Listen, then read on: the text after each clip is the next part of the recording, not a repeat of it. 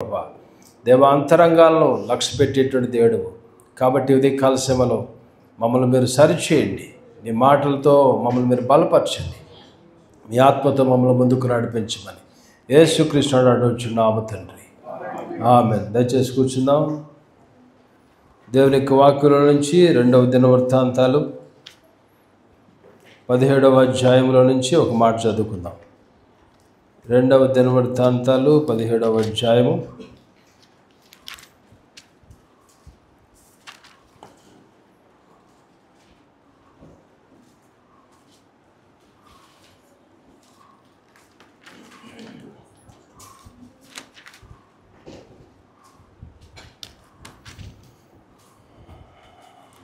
మొదటి నుంచి 6 వచనాలు చదువుదాం. యెహోషాపాతు రాజై ఇశ్రాయేలు తన మీదకి రాకుండా తన రాజ్యమును బలపరుచుకొనెను. అతడు యూదా దేశంలోని ప్రాకారపురములన్నిటి అందును సైన్యములను ఉంచి యూదా దేశమందును తండ్రి అయిన ఆసా పట్టుకున్న ఎఫ్రాయిము పట్టణముల యందును కావలి బలమును ఉంచెను. యెహోవా అతనికి సహాయకుడై ఉండగా యెహోషాపాతు తన తండ్రి అయిన దావీదు ప్రారంభ దినములలో నడిచిన మార్గమందు నడుచుచు బయలుదేవతను ఆశ్రయింపక తన తండ్రి దేవుని ఆశ్రయించుచు ఇశ్రాయేలు వారి చర్యలు వెంబడింపక ఆయన ఆజ్ఞలను అనుసరించి నడిచెను. కాబట్టి యెహోవా అతని రాజ్యమును స్థిరపరచెను. యూదా వారందరూ యెహోషాపాతునకు పన్ను ఇచ్చుచుండెది. ఐశ్వర్యమును ఘనతయు మెండుగా కలిగెను. యెహోవా మార్గములందు నడుచుకొనుటకు తన మనసును దృఢపరుచుకున్న వాడై ఉన్నత స్థలములను దేవతా స్తంభములను యోధాల నుండి తీసివేశాను. అలాగనే 18వ అధ్యాయము 1వ వచనం మనం చదువుదాం. 1-2 వచనాలు. ఐశ్వర్యమును ఘనతయు అధికముగా కలిగిన తర్వాత యెహోషాపాతు అహాబుతో 1000 మంది కొన్ని సంవత్సరములు గతించిన మీదట షోమ్రోను నుండి అహాబు వద్దకు పోయెను. అహాబు అతని కొరకును వెంట వచ్చిన జనుల కొరకును అనేకమైన గొర్రెలలో పశువులు పోయించి తనతో కూడా రామోత్ గిలాదు మీదకి పోవటకు అతనిని ప్రేరేపించెను. 19వ అధ్యాయము 2వ వచనం చదువుతాం. దీర్ఘదర్శి అనాని కుమారుడు యెహోషు అతనిని ఎదుర్కొని పోయి రాజు యెహోషాపాతుకు ఇలాగ ప్రకటన చేశాను. నీవు భక్తులకు సహాయం చేసి యెహోవా శత్రులకు స్నేహితుడవైతివి కదా, అందువలన యెహోవా సన్నిధిని కోపము నీ మీదకి వచ్చును. చూడండి, ఇక్కడ మనం చూసినట్టయితే యెహోషాపాతు యూదా దేశానికి రాజు, మంచిగా ఉన్నాడు. యెహోవా అతనికి సహాయుడైండగా యెహోషాపాతు తన తండ్రి అయిన దావీదు ప్రారంభ దినములలో నడిచిన మార్గమందు నడిచినటువంటి వాడిగా ఉన్నాడు. యూదా దేశానికి రాజుకున్నటువంటి యెహోషాపాతు మంచి రాజుగా ఉన్నాడు. తన తండ్రి అయినటువంటి దావీదు ప్రారంభ దినాలు ఎలా నడిచినాడో అలాగూ నడిచేటటువంటి వాడుగా యెహోషాపాతు ఉన్నాడు. కానీ కొంతకాలము తర్వాత దేవుని యందు భయముతో భక్తితో నడిచిన తర్వాత, దేవునికి ఇష్టడుగా నడిచిన తర్వాత దేవుడు అతనిని దీవించిన వాడుగా ఉన్నాడు. దేవుడు అతనికి ఐశ్వర్యాన్ని ఘనతను అధికముగా దేవుడు అతనికి ఇచ్చినటువంటి వాడుగా ఉన్నాడు. దేవుని యందు భయభక్తులు కలిగినటువంటి వారుగా మనం జీవించినప్పుడు, దేవుని మాటకు మనం విధేయత చూపించినప్పుడు, ఆయన కట్టడలకు ఆజ్ఞలకు వాక్యానికి మనం లోబడినప్పుడు దేవుడు మనల్ని హెచ్చించేటటువంటి వాడుగా ఉంటాడు. మన జీవితంలో అనేకసార్లు మనం కోరుకుంటాం, నేను గొప్పగా ఉండాలి, దీవించబడాలి, ఆశీర్వదించబడాలి, ఉన్నతమైన మెట్టులో ఉండాలి, నేను అందరికంటే గొప్పగా నేను కనబడాలి, తలగా నేను ఉండాలి అనేటువంటి ఆశ వస్తుంది. కానీ దేవుని మాటకు విధేయత అనేటువంటిది చూపించం. దేవుని మాటకు విధేయత చూపించినప్పుడే దేవునిని వెంబడించేటువంటి నీవు ఉన్నత స్థానంలో నువ్వు అడుగు పెట్టగలుగుతావు. దేవుని యొక్క ఆజ్ఞలను శిరసావహించకుండా నీ ఇష్టం వచ్చినట్లు కనుక నువ్వు తప్పిపోయినట్లయితే, దేవుడు చేయమన్నటువంటి వాటిని చేయకుండా చేయవద్దు అన్నటువంటి వాటిని నువ్వు చేసినట్లయితే దేవుడు నిన్ను తలగా పెట్టాలని చూస్తాడు, కానీ నీవే తోకగా అయిపోతావు. కారణం ఏంటంటే దేవుని యొక్క మాటకు నువ్వు అవిధేయురాలుగా నీవే ఉన్నావు. దేవుడు తన బిడ్డలటువంటి వారిని ఉన్నత స్థానాల్లో చూడాలని చూస్తాడు. కానీ దేవుని బిడ్డలుగా చెప్పుకునేటువంటి మనము నీచ స్థానాలకు వెళ్ళడానికి కారణం ఏంటంటే, మన యొక్క అధోగతి పాలవడానికి కారణం ఏంటంటే, మన జీవితంలో మనం చేతులారా చేసినటువంటి పనుల నిమిత్తమే. దేవుని మాటకు అవిధేయులుగా మనం బ్రతికినప్పుడు, ఆజ్ఞలకు లోబడకుండా, వాక్యానికి లోబడకుండా, ఈ దినాల్లో భక్తి మాటలు చెప్పేటువంటి వారు కూడా కాంప్రమైజింగ్ వేలో చేస్తుంది. భక్తి మాటలు చెప్పేవారుగా ఉంటున్నారు. ఎవరికి కావాల్సినటువంటి వాళ్ళు చెప్పుకునేటువంటి వారుగా ఉంటున్నారు. దేవుని అందుకనే ఈ దినాల్లో మనుషులందరూ కూడా అటు ఇటుగా వెళ్ళిపోతున్నారు. వాక్యం వినేటువంటి, సంఘాలకు వచ్చేటువంటి, యేసుని వెంబడించేటువంటి వారు కూడా సరైనటువంటి భక్తి మెట్టులో వాళ్ళు ఉండలేకపోతున్నారు. ఎందుకంటే చర్చికి వచ్చి వాక్యం వినేటువంటిది ఒకటి, ఇంటికి వెళ్ళిన తర్వాత అనేక వాక్యాలు వినేటువంటి వారు, లోకంలో బ్రతికేటువంటి వారు, అనేక వాక్యముల్లో అనేక రకమైనటువంటి మాటలు ఉంటాయి. వాటన్నిటి బట్టి మనం అడుగులు వేసినామంటే మన జీవితంలో వాళ్ళు ఎలా కాంప్రమైజ్ అయిపోతున్నారో మనం కూడా కాంప్రమైజ్ అయిపోతూ ఉంటాం. అంతే. దేవుని యొక్క ఉన్నతమైనటువంటి పరలోక రాజ్యాల్లోకి మనం వెళ్ళాలంటే, నా యేసు రాజ్యం అందమైనటువంటి రాజ్యం, సూర్యచంద్రులు అక్కడ అవసరము లేదు. పరిశుద్ధ లోకానికి మనం వెళ్ళాల్సినటువంటి మనము, అక్కడికి వెళ్ళాల్సినటువంటి మనము కాంప్రమైజ్ అయ్యేటువంటి రీతిలో మన భక్తిని మనము చేయకూడదు. ఎప్పుడైతే మనం కాంప్రమైజ్ అయిపోతున్నామో మన భక్తిలో మనం అధోగతికి మనం వెళ్ళిపోతాం. ఆత్మానుసారముగా మనం దిగజారిపోతాం, శరీరానుసారముగా మనం దిగజారిపోతాం. భక్తి లేకుండా లోకములో, మోసములో, పాపములో, టక్కరలో నీ ఇష్టం వచ్చిన బ్రతికితే అది వేరే విషయం. ఆ కోణంలో నువ్వు జీవించినప్పుడు లోకంలో ఉన్నటువంటి నీకు రావచ్చు, లోకంలో ఉన్నటువంటి ఐశ్వర్యం నీకు రావచ్చు, లోకంలో ఉన్నటువంటి నువ్వు యొక్క ప్లెజర్ అనేటువంటిది నువ్వు పొందుకుంటావు, లోకంలో ఉన్నటువంటి ధనాన్ని నువ్వు సంపాదించుకుంటావు, నీకు కావాల్సినటువంటి ఎంజాయ్మెంట్లో నువ్వు వెళతావు. కానీ ఆత్మానుసరైనటువంటి దీవెన, ఆశీర్వాదాన్ని నువ్వు కోల్పోయేటటువంటి వాడవుగా లోకంలో ఉండేటువంటి వారు పొందుతారు. కానీ దేవుని వెంబడించేటువంటి మనము గనక కాంప్రమైజ్ అయ్యామా, మన భక్తిలో మనము దిగజారిపోయేటువంటి రీతిలో మనము వెళ్ళిపోతాం. కాంప్రమైజ్ అయ్యేటువంటి వారికి ఉండకూడదు. చూడండి, యెహోషాపాతు మంచి రాజుగా ఉన్నాడు, దేవుని చేత దీవించబడినటువంటి రాజుగా ఉన్నాడు, దేవుని చేత ఉన్నతటువంటి మెట్లోకి వెళ్ళేటువంటి వాడుగా ఉన్నాడు. కానీ ఇక్కడ మనం చూసినట్లయితే, నీవు భక్తిహీనులకు సహాయం చేసి యెహోవా శత్రువులకు స్నేహితులవైతివి కదా, అందువలన యెహోవా సన్నిధి నుంచి కోపము నీ మీదకి వచ్చును. ఇతను యెహోషాపాతు చేసేటువంటిది ఏంటంటే, దేవుడు దీవించిన తర్వాత ఆహాబు అనేటువంటి ఇశ్రాయేలు రాజుతో వియ్యాన్ని అందుకునేటువంటి వాడుగా ఉన్నాడు. వియ్యాన్ని అందుకున్నాడు.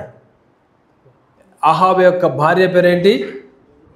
యెజెబెలు. భయంకరమైనటువంటి స్త్రీ. ఆహాబు యొక్క భార్య భయంకరమైనటువంటి యెజెబెలు, విగ్రహారాధన ఇశ్రాయేలు దేశంలోకి తీసుకొచ్చినటువంటి స్త్రీ, అన్య దేవతలను ఆచరింపజేసినటువంటి స్త్రీ, బయలు దేవతను ఆచరింపజేసినటువంటి స్త్రీ, అషేరా దేవతను ఆచరింపజేసినటువంటి స్త్రీ దేశముల విగ్రహారాధనను బాగా ఎక్కువగా ప్రజలెటువంటి వారిని విగ్రహారాధన వైపు తిప్పినటువంటి భార్యాభర్తలుగా ఆహాబు, యెజెబెలు ఉన్నటువంటి వారుగా ఉన్నారు. ఇలాంటి వారితో వియ్యం అందుకున్నటువంటి వాడుగా, దేవుని చేత దీవించబడి దేవుని బిడ్డగా ఉన్నటువంటి యెహోషాపాతు వియ్యం అందుకున్నటువంటి వ్యక్తికి ఇతను కనపడుతున్నాడు. కాంప్రమైజ్ అయిపోతున్నాడు. నీవు భక్తిహీనులైనటువంటి వారితో స్నేహము చేసేటివి కనుక, యెహోవా శత్రులైనటువంటి వారికి నువ్వు స్నేహితుడు అయితేవి కనుక యెహోవా కోపము నీ మీదకి వచ్చును. ప్రిబెట్ వల్ల కాంప్రమైజ్ అయిపోయినాడు యెహోషాపాతు. ఇక్కడ ఆహాబుతో వియ్యం అందుకున్నాడు. ఆహాబు చెప్పినాడు, మనం రామోత్ గిలాదు మీదకి వెళదాం, సిరియా దేశం మీదకి అక్కడికి వెళదాం, యుద్ధం చేద్దాం, వారి దగ్గరికి వెళదాం. ఇద్దరు కలిసి వెళ్ళారు. అక్కడ వెళ్ళే ముందు దేవుని యొక్క సేవకులను అడగాలని చూసినాడు, అడగడానికి ట్రై చేసినాడు, అడిగినాడు. కానీ యుద్ధానికి వెళ్ళినారు. కానీ ఆ దేశ ప్రజలు వచ్చేప్పుడు ఆహాబు దొంగ వేషం వేసుకునేటువంటి వాడికి ఇక్కడ మనం చూస్తాం. వాళ్ళు వచ్చేసేసి రాజును కొట్టబోయే టైంలో అక్కడ 2 రథాల మీద ఉండేటువంటి వారు ఇద్దరు కనపడుతున్నారు. ఇక్కడ అహాబు కనపడుతున్నాడు, యెహోషాపాతు కనపడుతున్నాడు. ఇతను మారువేషంలో కనపడుతున్నాడు అహాబు, యెహోషాపాతు రాజుగా అక్కడ కనపడుతున్నాడు. అహాబు మారువేషంలో వేసుకున్నాడు కాబట్టి తప్పింపబడినటువంటి వాడిగా కనపడి, ఇతనికి తెలుసు డిఫరెంట్గా నన్ను అటాక్ చేస్తారు వాళ్ళని. అహాబు మోసగాడు, కుయుక్తులు కలిగేటువంటి వాడు, బియ్యము తెచ్చుకున్నటువంటి యెహోషాపాతును అక్కడ చూపించేటువంటి వ్యక్తిగా అహాబు కనపడ్డాడు. చివరికి అతన్ని అటాక్ చేస్తానికి వచ్చారు, యెహోషాపాతును కొడతానికి వచ్చినారు. చూడండి, మీరు కనుక 18వ అధ్యాయంలో మనం చూసినట్టయితే 31వ వచనము, యెహోషాపాతు కనబడుతూనే రథాధిపతులు అతను ఇశ్రాయేలు రాజు అనుకుని యుద్ధము చేయటకు అతను చుట్టుకొనిరి. కానీ యెహోషాపాతు మొర్ర పెట్టినందున యెహోవా అతనికి సహాయము చేసెను. దేవుడు అతని యుద్ధ నుండి వారు తొలగిపోనట్లు చేసినాడు. ఒకసారి దేవుడు ఒక కాషన్ ఇచ్చినాడు, దాని తర్వాత దేవుడు చెప్తున్నాడు, నువ్వు చేసేటువంటిది సరైనటువంటిది కాదు. ప్రియమైన వాళ్ళారా, యెహోషాపాతు దేవుని చేత దీవించబడిన తర్వాత, ఆశీర్వదించబడిన తర్వాత తను రాజీ పడినటువంటి వ్యక్తిగా, తను దేవునికి శత్రువుగా ఉన్నటువంటి ఈ యొక్క అహాబుతో వియ్యం అందుకున్నటువంటి వాడుగా, అతన్ని స్నేహితుడిగా చేసుకున్నటువంటి వాడుగా యెహోషాపాతు కనబడుతున్నాడు. ప్రియమైన వాళ్ళారా, రాజీ పడకూడదు. భక్తి విషయంలో ఎక్కడా రాజీ పడకూడదు. మీరు ఎన్నెన్నో విన్నా సరే, వాక్యం ఏదైతే కొంతమంది పాత నిబంధన అంటారు, కొంతమంది కొత్త నిబంధన అంటారు. పాత నిబంధన యొక్క నెరవేర్పే. కొత్త నిబంధన అనేటువంటిది పాత నిబంధన యొక్క నెరవేర్పు.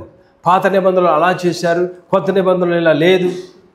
భక్తి తెలియనటువంటి, దేవుని వాక్యం ఎరగనటువంటి వారు అనేకమైనటువంటి బోధలు చేస్తూ ఉంటారు. సూటు బూటు వేసుకున్నంత మాత్రాన, పెద్ద పెద్దగా ఇల్యూమినేషన్ చేసినంత మాత్రాన దేవుని ఆత్మతో వాళ్ళు బోధిస్తున్నారా లేదనేటువంటిది మనకు తెలియదు. మనం కాంప్రమైజ్ అయిపోతాం. అబ్బా, వీడు సూట్ వేసుకున్నాడు కదా, పెద్ద చర్చి కనపడుతున్నాడు కదా, బెంగళూరులో బ్లాక్ సూట్ వేసుకున్నాడు, పెద్ద టై కడుతున్నాడు కదా, వీడి మాటలు వింటే మంచిది అనే రీతిలో మనం వింటున్నటువంటి వారిగా ఉంటున్నాం. ప్రిమిటివ్ అలా ఉండకూడదు. మనం నీతిగా జీవించి బ్రతికేటువంటి, అటు ఇటు అనేకమైనటువంటి బోధలు వింటుంటే మనం కల్మషం అయిపోతాం. మనం ఆత్మల్లో దేవుని యొక్క బిడ్డలుగా వాక్యం వింటున్నటువంటి మీరు ఒక మంచి మార్గంలో వెళ్ళేటువంటి వారుగా ఉండాలి. మారు మనసు, రక్షణ అనుభవము, కాంప్రమైజ్ కాకుండా, అల్లరితో కూడినటువంటి ఆటపాటలు లేకుండా, పాపం అనేటువంటిది లేకుండా, పాపాన్ని ఖండించేటువంటి బోధలు వింటున్నటువంటి మీరు ఆ బోధలు వినాలి, దాని ప్రకారం నడుచుకోవాలి. అంతేకాని ఆ మాటలు విని ఈ మాటలు విని చులకన భక్తి ఎక్కువైపోతుంది ఈ దినాల్లో. చులకనగా పర్వాలేదు, ఎల్లపోయినా పర్వాలేదు, చేసిన స్నేహం చేసినా పర్వాలేదు, ఆదివారం ఎగ్గొట్టేసినా పర్వాలా, ఆదివారం సినిమాకి వెళ్ళినా పర్వాలా, ఆరాధనకు రాకపోయినా పర్వాలా, దేవుని సన్నిధిలోకి బిడ్డలు తీసుకురాకపోయినా పర్వాలా, మనం అందరం మన భార్యాభర్తలు వస్తే చాలు, పిల్లలటువంటి వారిని ఎలాగైనా పంపించేయచ్చు, సమయానికి రాకపోయినా పర్వాలా, ఆరాధన అనేటువంటిది పెద్ద లెక్కేం కాదు, వాక్యం వింటే చాలు, బ్లెస్సింగ్స్ పొందుకుంటే చాలు, బెనిడిక్షన్కి వెళ్తే చాలు, దేవుని దీవులు మన మీదకి వచ్చేస్తాయి. దేవుడు ఎప్పుడు ఆ మాట చెప్పలా. వాక్యం విని బోధకు లోబడేటట్టు వారుగా మనం ఉండాలి. మన భక్తిలో మనం చాలా గొప్ప భక్తి చేస్తున్నాం అనుకుంటున్నాం. రెగ్యులారిటీ అనేటువంటిది లేకుండా, పంక్చువాలిటీ అనేటువంటిది లేకుండా, డిసిప్లిన్ అనేటువంటిది లేకుండా మనం ఎన్ని చేసినా నీ భక్తి యొక్క సారాంశం వ్యర్థమే. నువ్వు ఒక మాదిరిగా చూపించట్లా నువ్వు ఇతరులు, నీ ద్వారా ఎవ్వరు దేవుని వైపు తిరగట్లా. నువ్వు కనుక రాజీ పడిపోయినటువంటి రీతిలో డిసిప్లిన్ లేకుండా, క్రమశిక్షణ లేకుండా, మన ఇష్టం వచ్చేట్టు కనుక మనం బ్రతికి, మన ఇష్టం వచ్చేట్టు మాటలు మాట్లాడి, ఇతరులతో ఉండవి లేనటువంటి మాటలు మాట్లాడుతూ, లేనిపోయినటువంటి గొణుగుడు సణుగుడు, అక్కడ తీసుకెళ్ళి ఇక్కడ తీసుకెళ్ళి అక్కడ మాటలు, ఈ చెడ్డ మాటలు మాట్లాడుతూ, లేనిపోయినటువంటి ముసలమ్మ ముచ్చట్లు ఇవన్నీ పెట్టుకుంటూ కాంప్రమైజ్ అయిపోయే రీతిలో మనం భక్తి చేస్తే నీ ద్వారా, నీ జీవితం ద్వారా ఒక్కరు దేవుని వైపు తిరగరు. నువ్వు ఎంత ప్రార్థన చేసినా దానివల్ల ఉపయోగపడేటువంటిది ఉండదు. నీకు మాదిరి ఎక్కడుంది? నీలో నేను చూసి మాదిరి ఇతరులు లేవాలి, దేవుని వైపు తిరగాలి కదా, మాదిరి అనేటువంటిది కనపడాలి కదా, నేను చూపించాలి కదా, నీ బిడ్డలేటువంటి వారికి నువ్వు మాదిరి చూపించాలి కదా. పొద్దున్న లేచిన తర్వాత బైబిల్ చదివామా, మనం వాక్యాన్ని మనం చదివామా? ఇవాళ ఆదివారంలో పర్వాలేదులే వాక్యం చెప్తారు కదా, అనేటువంటి రీతిలో మనం అనుకుంటున్నాం. ఎంతమంది పొద్దున్న లేచి బైబిల్ చదివాం? ఎంతమంది పొద్దున్న లేచి వాక్యం చదివినటువంటి వారు ఉన్నారు? పొద్దున్న లేచి ఎంతమంది ప్రార్థన చేశారు? ప్రియమైన వాళ్ళారా, భక్తిలో రాజీ అనేటువంటిది ఉండకూడదు. యెహోషాపాతు రాజు అయిపోయినాడు. అక్కడ ఒక అమాదిరికరమైనటువంటి వాడుగా కనపడుతున్నాడు. దానికి ముందున్నాడు సొలొమోను దేవుని చేత దీవించబడినాడు. ప్రపంచములోనే ఎవ్వరికి అంతకుముందు తన తర్వాత పొందనటువంటి జ్ఞానాన్ని దేవుడు సొలొమోనుకి ఇచ్చినాడు. అంత గొప్పగా కీర్తి పొందినటువంటి సొలొమోను అన్య భార్యలను చేసుకుంటం వలన, అనేక మంది ఉపపత్రులు పెట్టుకుంటం వలన, అనేక మంది అన్యులైనటువంటి వారిని, వేరే వేరే దేశాలకు చెందినటువంటి వారిని భార్యలుగా స్వీకరించడం వల్ల, తన భక్తిలో రాజీ అయిపోవటం వలన ఉన్నతమైనటువంటి దిశలో ఉన్నటువంటి వ్యక్తి అలాగున పడిపోయినటువంటి అమాదిరికమైనటువంటి వ్యక్తిగా సొలొమోను కనపడుతున్నాడు. ఉన్నతమైన మెట్టులో ఉన్నాడు సొలొమోను.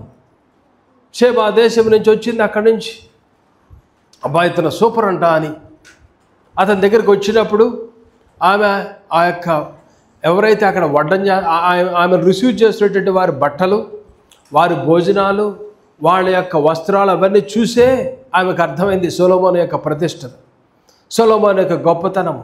సొలొమోను మాటలు విన్నప్పుడు అబ్బా అనేటువంటి రీతిలో ఆమె అంది. అలా ఉన్నతమైనటువంటి మెట్టులో దేవుడు సొలొమోను పెట్టినాడు. కానీ తను కాంప్రమైజ్ అయిపోయినాడు. బహుభార్యత్వం వలన తను కాంప్రమైజ్ అయిపోయినటువంటి వాడుగా, అన్య దేవతలను వెంబడించి వాటికి మొక్కినటువంటి వ్యక్తిగా, ఆ బలిపీఠాలు కట్టించేటువంటి వ్యక్తిగా సొలొమోను కనపడుతున్నాడు. ప్రియమైన వారడా, దేవుడు ఉన్నతమైన మెట్లు పెట్టినాడు. భక్తి చేస్తూ చేస్తూ దిగజారిపోయినటువంటి విధానాన్ని మనం చూస్తున్నాం. యెహోషాపాతు ఉన్నటువంటి మెట్టు, యరొబాము ఉంటాడు. సొలొమోను తర్వాత ఇశ్రాయేలుకు రాజు అనేటువంటి వాడు. సొలొమోను కుమారుడైనటువంటి రెహబాము రాజుగా ఉన్నాడు. రెహబాము దగ్గర నుంచి దేశము విడిపోయింది. రెహబాముకు 2 గోత్రాలు, సొలొమోనుకు ఇక్కడ యరొబాముకు 10 గోత్రాలు దేవుడు ఇచ్చినాడు. ఇతను దేవుడు ఉన్నతమైన మెట్లో పెట్టినాడు.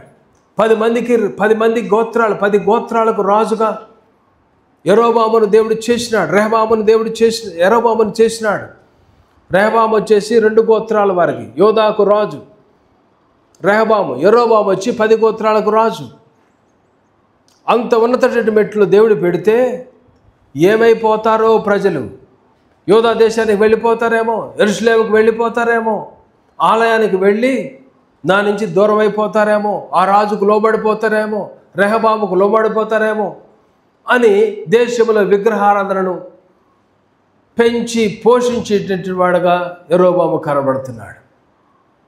దేవుడి ఇతను ఉన్నతమైన మెట్లో పెడితే కాంప్రమైజ్ అయిపోయి ప్రజలైనటువంటి వారు పారిపోతారేమో అని దానులో 1, బేతేలులో 1 విగ్రహాలను, వెండి బంగారు విగ్రహాలను పెట్టి దూడలను చేయించి, మీకు అంత దూరం వెళ్ళటం ఎందుకు, ఐగుప్తు దేశం నుంచి విడిపించినటువంటి దేవుడినే మొక్కండి, ఆరాధన చేయండి, వెంబడించండి. కాంప్రమైజ్ అయిపోయినాడు. ప్రియమైన వాళ్ళారా, దేవుని బిడ్డలుగా జీవించేటువంటి మనము రాజీ పడేటువంటి భక్తి మనం చేసేవారుగా ఉండకూడదు. భర్త రాజీ పడుతుంటే భార్య లేవనెత్తాలి. ఈరోజు ఆదివారం ఉదయాన్నే లేవాలి అని ఒక తల్లిగా లేపాలి బిడ్డలేటి వారిని. భర్తను లేపాలి. రాత్రి కష్టపడి వచ్చినా ఉదయాన్నే లేవాలి. మనం దేవుని సన్నిధిలోకి వెళ్ళాలి. దేవుని సన్నిధిలో మన ముఖాలను చూపించాలి. మంచి వస్త్రాలతో వెళ్ళాలి. ఆనందంతో వెళ్ళాలి. నిద్ర పోకూడదు. చక్కగా కొద్దిగా తిని ప్రభు సన్నిధిలోకి వెళ్ళాలి. మనకు మనం కనపరుచుకోవాలి దేవుని సన్నిధిలో అని ఒక తల్లి బిడ్డలేటి వారిని లేపాలి. ఉదయాన్నే లేపాలి వారిని. స్కూల్కి అయితే లేపుతాం, ఆదివారం అయితే కాంప్రమైజ్ అయిపోతాం. పాపం నిన్నంతా బడిలోకి వెళ్ళారండి. నిన్నంతా దేవుడు మీ బిడ్డలు కాపాడ్డాం. నిన్న వరకు దేవుడు కాపాడలే, వదిలేసేయండి. నిన్నంతా కూడా బిడ్డలు బడిలోకి వెళ్ళారండి, స్కూల్కి వెళ్ళారండి, ఫ్రైడే వరకు వెళ్ళారండి, నిన్నంతా ఆడుకున్నారండి. ఈరోజు మరి పడుకోనివ్వండి కొంతసేపు. ఎందుకు లేపాలి పొద్దున్నే, ఎందుకు లేపాలి అనేటువంటి రీతిలో బిడ్డలు లేపే విషయంలో కాంప్రమైజ్ అవుతారు. చాలాసార్లు భర్తను లేపే విషయంలో కాంప్రమైజ్ అవుతారు. పిరమిడ్ వల్ల భక్తి చేసేటట్టు మనము కాంప్రమైజ్ అయ్యేటట్టు వారికి ఉండకూడదు. దేవుని సన్నిధిలోకి కుటుంబాలు ప్రత్యక్షపరుచుకునేటట్టు వారు. దావీదు రాసినటువంటి కీర్తనలో, మరికొంతమంది రాసినటువంటి కీర్తనలో మనం చూస్తాం. అనేక వందల కిలోమీటర్లు, అనేక ప్రాంతాల నుంచి దేవుని సన్నిధికి రావటం కొరకు, దేవుని సన్నిధిలో వారికి వారు కనపరుచుకుంటాం. కుటుంబాలు వెళ్ళి నడిచి ఆ దినాలలో దేవుని సన్నిధిలో కనపరుచుకునేటట్టు వారు. భక్తి అంటే అది, భక్తి అంటే ఇది. థామస్ వాళ్ళ ఫాదరు ఉదయాన్నే లేపేవారంట వారిని. 4 గంటలు జర్నీ చేయించి బిడలేటట్టు వారిని ఉదయాన్నే లేపి అక్కడికి వెళ్ళి ఫుడ్ పెట్టి సండే స్కూల్కి బిడ్డలను పంపించి ఆరాధనలో కూర్చోబెట్టి మరలా ఇంటికి వచ్చేపాటికి సాయంత్రం అయ్యేది. కొన్ని కిలోమీటర్ల దూరం అలా ప్రయాణం చేసినారు వాళ్ళు. కొన్ని కిలోమీటర్లు దేవుని సన్నిధిలోకి వెళ్ళినారు. అలా ఉదయాన్నే లేచి ఫస్ట్ బస్సు పట్టుకుని, ఆ దినాల్లో ఊళ్ళల్లో బస్సులు 1, 2, 3 ఉంటాయి. ఉదయాన్నే లేచి వెళ్ళాలి, ఆ బస్సును క్యాచ్ చేయాలి, దేవుని సన్నిధిలోకి వెళ్ళాలి, అక్కడ టిఫిన్లు చేయాలి. పాపం ఏదో ఉన్నదో లేదో తీసుకుని అక్కడికి వెళ్ళి అక్కడ వాళ్ళకి భోజనాలు పెట్టి సండే స్కూల్కి పంపించి ఆరాధన చూసుకుని మరలా ఇంటికి వచ్చేపాటికి సాయంత్రం అయ్యేదట. సంతోషం. దేవుని బిడ్డలేటువంటి వారు ఈ దినం కూడా దేవుని యొక్క మార్గంలో జీవిస్తానికి అది పునాది. ఒక తల్లిగా, ఒక తండ్రిగా ఎలాంటి పునాది వేస్తున్నావు నీ బిడ్డలేటువంటి వారికి? పొద్దున్నే లేపుతున్నావా? కుటుంబ ప్రార్థనలు ఉంటున్నాయా ఇంటిలో? అసలు ఉదయాన్నే లేచి ప్రార్థన జరుగుతుందా? కుటుంబ ఆరాధనలు ఉంటున్నాయా మీకు? బిడ్డలేటువంటి వారికి బైహార్ట్ చేపిస్తున్నారా వాక్యము? వాళ్ళు కూర్చున్నా లేచినా దేవుని యొక్క వాక్యాన్ని వారికి వినిపించాలి, చదివించాలి, నేర్పించాలి, బైహార్ట్ చేయించాలి. బాసికములుగా మనము దేవుని యొక్క వాక్యాలను కట్టుకోవాలి. దేవుని యొక్క వాక్యము దేవుడై ఉన్నారు. దేవుని శక్తిమంతుడైనటువంటి దేవుని యొక్క వాక్యాలను బిడ్డలేటువంటి వారికి మనం నేర్పించాలి. వాడు నడవలసిన త్రోవను వాడికి నేర్పినప్పుడు దాని నుంచి వాడు తొలగిపోడు. ఒక తండ్రిగా, తల్లిగా పెద్ద అయిన తర్వాత వాడు ఎక్కడో ఉన్నప్పుడు అప్పుడు అర్థం వద్దు నీకు. అప్పుడు వాడు నీ చెవి కొరికినప్పుడు అప్పుడు తెలుస్తుంది, అయ్యో నేను వేయాల్సిన స్టెప్ వేయలేదు ఆ రోజున, నేను కాంప్రమైజ్ అయ్యాను. కొట్టే విషయంలో కాంప్రమైజ్ అవ్వకూడదు. కొట్టాలి పిల్లలేటి వారిని. క్రమశిక్షణలో పెట్టే విషయంలో కాంప్రమైజ్ అవ్వకూడదు. ఉదయం లేపే విషయంలో కాంప్రమైజ్ అవ్వకూడదు. దేవుని సన్నిధికి తీసుకొచ్చే విషయంలో కాంప్రమైజ్ అవ్వకూడదు. ఆదివారం కదండి, కొద్దిగా గారెలు వేద్దాం అనుకున్నానండి. వాళ్ళ ఆదివారం గారెలతో పాటు చికెన్ కూడా తెద్దాం అనుకున్నానండి. చికెను చక్కగా గారెలు వండుకొని 12ంటికి వద్దాం ఆరాధనకి. 10ంటికి అయితే చక్కగా వచ్చేసి ఏం చేద్దాం? ఇక్కడికి వచ్చి ఏం చేస్తాం? నిద్ర వస్తుంది. అదేనా మనం నేర్పించేది? చికెన్ ఎందుకు, గారెలు ఎందుకు? అన్ని రోజులు తినవా చికెన్ గారెలు? ఆదివారమే కావాలా? బంధువులు వస్తున్నారండి, ఆదివారం బంధువులు వస్తున్నారండి. బంధువులు వస్తే ఏం చేస్తాం మనం? తీసుకురా వాళ్ళని కూడా ఆరాధనకి. అప్పుడు నీ మాదిరి కనపడుద్ది. కొంతకాలం తర్వాత నువ్వు ఆ మాట చెప్పి మారు మనసు పొందమ్మా అని చెప్పావనుకో, ఆమె 12ంటికి వెళ్తుంది, ఇప్పుడు మాకు మారు మనసు అంటుంది, ఆమె ఏం చెప్తుందిలే భక్తి, ఆమె గురించి మాకు తెలవదా అంటారండి. మనకి పిల్లలు గ్రహించండి. క్రమశిక్షణ ఏంటంటే మనం నేర్పించాలి. పెద్దలు ఏంటంటే వారు మీరు కాంప్రమైజ్ అయినారంటే బిడ్డలు ఏంటంటే వారు కొంతకాలం తర్వాత మన మాటలు వినరాళ్ళు. నీకే బుద్ధి చెప్తారు వాళ్ళు. నువ్వు ప్రార్థన ఉదయాన్నే వాళ్ళకి వినిపించకపోయినట్లయితే, ఒక తండ్రిగా, ఒక తల్లిగా మీ ప్రార్థనలు మీ బిడ్డలకు వినబడకపోయినట్లయితే వాళ్ళు కూడా ప్రార్థన చేయనటువంటి వారుగానే అయిపోతారు. వాళ్ళు కొంతమంది ప్రార్థనలో శక్తి ఉండదో, బలం ఉండదో, ఆ ప్రార్థన ఏంటో చేస్తూ ఉంటారు. ఎంతకాలం నుంచి నువ్వు ఎంతకాలం క్రితం మారు మనసు పొందావు? ఎంతకాలంగా దేవుని దగ్గరికి వస్తున్నావు? ఎంతకాలంగా వాక్యం చదువుతున్నావు? ఎంతకాలంగా దేవుని వెంబడించేవాడుగా, విశ్వాసిగా నువ్వు చెప్పుకుంటున్నావు? ప్రార్థనలో మనకు అర్థమైపోద్ది ఇతని యొక్క ప్రార్థన ఏంటి. సవిసారములైనటువంటి భక్తి, సవిసారములైనటువంటి ప్రార్థన. వెంటనే ఒకసారి ఎక్కడికన్నా వెళ్ళి, బాబు తమ్ముడు వచ్చిన సాక్ష్యం చెప్పు, నీ సాక్ష్యం దేవుడు ఎలా రక్షించాడు, ఇప్పుడు వద్దులేండి. ఇప్పుడు వద్దులేండి, నేను బాగోలేదండి. ఎప్పుడు బాగుంటా? రాత్రికి యేసు ప్రభు పిలుస్తాడు నిన్ను, రాకడ కాదు. ఒకవేళ పిలిస్తే మనల్ని, వాట్ ఈజ్ యువర్ డెస్టినీ? ఎక్కడ చేరతావు నువ్వు? సాక్ష్యం చెప్పేటట్టు స్థితి ఉందా నీకు? మారు మనసులు అంటే నువ్వు కొనసాగించట్లా నీ మారు మనసులో. మారు మనసు ఉదయాన్నే ప్రతిదినము మారు మనసు, ఆ భక్తి నీలో కనబడతలే. అందుకనే ఇప్పుడు చెప్పలేనులేండి నేను. యూత్ కొంతమంది ఉన్నారు, మాట్లాడమ్మా, మాట్లాడినానా, అప్పుడు వద్దులేండి, నాకు రాదులేండి. ఇంకా నువ్వు పాలు తాగేవాడుగా నువ్వు ఉంటున్నావు. భక్తి యొక్క శక్తిని నువ్వు చూడనటువంటి వాడుగా కనపడుతున్నావు, తండ్రిగా ఒక తల్లిగా. అంటే అర్థం ఏంటంటే అనేక విషయాల్లో నువ్వు కాంప్రమైజ్ అయిపోతున్నావు. దేవుని రాజ్యానికి వెళ్ళేటంటే మనము కాంప్రమైజ్ భక్తి మనం చేసినట్లయితే దేవుని రాజ్యంలోకి మనం వెళ్ళాం. ప్రిమేట్ వల్ల కాంప్రమైజ్ అవ్వద్దు, మీరు రాజీ పడవద్దు భక్తి విషయంలో. సొలొమోను భక్తి విషయంలో రాజీ పడిపోయినాడు. అన్ని దేవతలు వెంబడించేటువంటి విషయంలో రాజీ పడిపోయినటువంటి వాడుగా ఉన్నాడు. చివరికి మోషే విషయంలో కూడా చూస్తే ఇక్కడ మనం చూస్తాం, మోషేను దేవుడు అక్కడ ఐగుప్తు దేశంలో అతను అక్కడ పెరిగినాడు. చిన్నవాడుగా అక్కడ కొరిన తర్వాత అక్కడ కొంతకాలం తర్వాత మనం చూస్తాం నిర్గమకాండంలో అక్కడి నుంచి బయలుదేరి మిద్యానుకు వెళ్ళిపోతాడు, పారిపోతాడు. ఎందుకని పారిపోతాడు మోషే? ఐగుప్తు దేశంలో ఐగుప్తుని చంపుతాడు. ఫరో ఏదో చేస్తాడనేటువంటి రీతిలో మిద్యాను దేశానికి వెళ్ళిపోతాడు. మిద్యానీయులు ఎవరో? మిద్యానీయులు అబ్రహాము యొక్క భార్య అయినటువంటి సారా కాకుండా మరొక భార్య, ఇంకా కెతూరాకు పుట్టినటువంటి మిద్యాను. ఆ మిద్యాను యొక్క సంతతే మిద్యానీయులు. అబ్రహాము యొక్క మరొక భార్య ఉన్నటువంటి కెతూరాకు పుట్టేటువంటి మిద్యాను, ఆ మిద్యాను యొక్క సంతతే మిద్యానీయులు.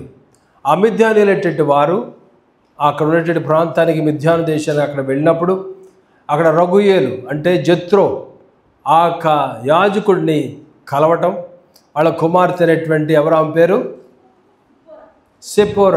జెపోరాని ఈయన వివాహం చేసుకుంటాం అనేటువంటి జరుగుతుంది.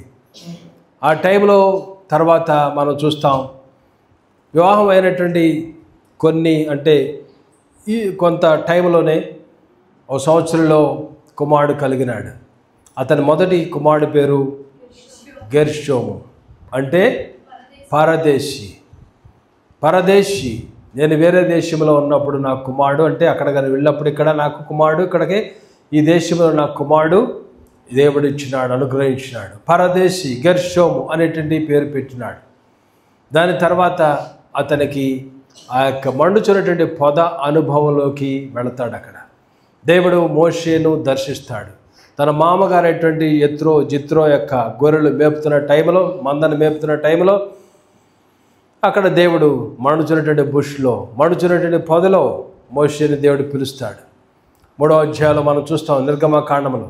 అక్కడ పిలిచినప్పుడు దేవుడు అతన్ని దర్శించినప్పుడు దేవుడు అతనితో మాట్లాడిన తర్వాత దేవుడు నువ్వు అక్కడికి వెళ్ళాలి, నా ప్రజలైనటువంటి ఇశ్రాయేలు ప్రజలైన వారిని హెబ్రీయులను విడిపించాలి, ఐగుప్తు దేశం నుంచి నువ్వు వారిని బయటకు తీసుకురావాలి అనేటువంటి రీతిలో దేవుడు వారితో మోషేతో మాట్లాడినప్పుడు నా వల్ల కాదు, నేనేం చేయలేను, నాకు నోటి మాట రాదు అనేటువంటి క్రమంలో దేవుడు మోషేకు అనేకమైనటువంటి ఆశ్చర్య కార్యాలు మోషే ద్వారా దేవుడు జరిగిస్తాడు. ఆ జరిగించిన తర్వాత ఇతను తన మామగారితో చెప్తాడు. 4వ అధ్యాయంలో మనం చూస్తాం. నిర్గమకాండం చూడండి, 4వ అధ్యాయంలో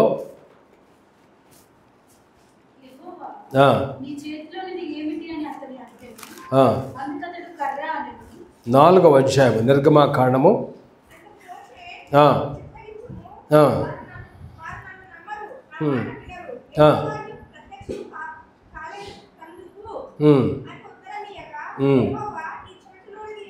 ఈ యొక్క 4వ అధ్యాయంలో దేవుడు దేవుడు చేసేటువంటి కార్యాలను ఇక్కడ మనం చూస్తాం. తర్వాత 22వ వచనం చదవండి.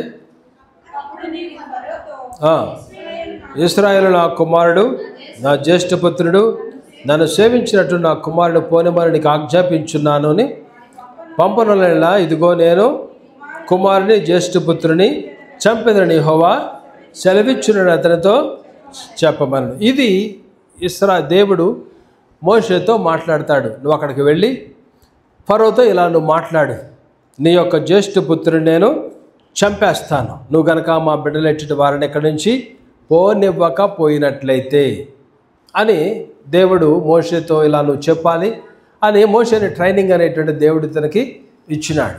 దేవుడు మోషేకి ట్రైనింగ్ ఇచ్చిన తర్వాత మోషే బయలుదేరినాడు. ఎలా? తన మామగారి దగ్గర పర్మిషన్ తీసుకుని తన భార్యను తన బిడ్డలెట్టి వారిని తీసుకుని అతను బయలుదేరినాడు. మోషే ఇక్కడ బయలుదేరేటువంటి క్రమాన్ని మనం చూస్తే దేవుడు అతను దర్శించిన విధానం, తనతో మాట్లాడేటువంటి విధానం, ఒక మినిస్ట్రీ పర్పస్తో దేవుడు మోషేను ఏర్పాటు చేసుకున్నాడు. 20-25 లక్షలుగా ఉన్నటువంటి ఇశ్రాయేలీయులను ఐగుప్తు యొక్క బానిసత్వం నుంచి నువ్వు విడిపించాలి. అది నీ యొక్క మిషన్, అది నేను నీకు అప్పచెప్పేటువంటి పని, నువ్వు బయలుదేరి వెళ్ళు అని దేవుడు మోషేతో మాట్లాడిన తర్వాత మోషే బయలుదేరి అక్కడ వెళుతున్నప్పుడు దేవుడు అప్పచెప్పిన పనిలోకే లోబడినటువంటి వాడుకున్నాడు, విధేయత చూపించిన వాడుకున్నాడు, తన యొక్క మామగారి దగ్గర పర్మిషన్ తీసుకున్నాడు, నా వల్ల కాదని చెప్పాడు, బట్ దేవుడు చెప్పేపాటికి లోబడినటువంటి వాడుకున్నాడు. అలా బయలుదేరి అలా ముందుకు వెళ్ళి ఒక అడుగు వేసిన తర్వాత తన సత్రంలోకి అలా వెళ్ళేటటువంటి టైంలో దేవుడు మోషేను చంప చూసినాడు. మీరు చూడండి, ఇక్కడ చూసినట్లయితే పో మార్గమున సత్రంలో యెహోవా అతనిని ఎదుర్కొని అతని చంప చూడగా. చూడండి, ఇక్కడ మనం చూసినట్లయితే దేవుని యొక్క పని కోసం వెళ్తున్నాడు, దేవుని మాటకు విధేయత చూపించినాడు, దేవుని మాటకు లోబడినటువంటి వాడుగా ఉన్నాడు.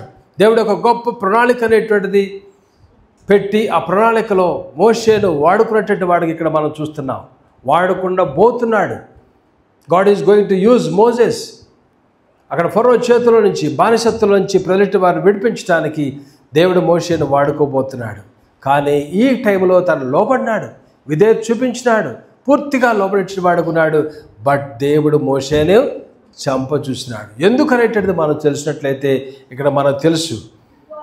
సిప్పోరా వాడగలటువంటి రాయి తీసుకుని సున్నతి చేసి అతని పాదం లేదా అది పడవేసి నిజముగా రక్త సంబంధమైన పెనిమిది వైద్యమరణం అంతటా ఆయన అతని విడిచెను. ఆదికాండము 17వ అధ్యాయంలో మనం చూసినట్లయితే ఆదికాండము 17వ అధ్యాయము 9 నుంచి 14 వచనాలు చూడండి. దేవుడు అబ్రహాముతో ఒక మాట చెప్తాడు.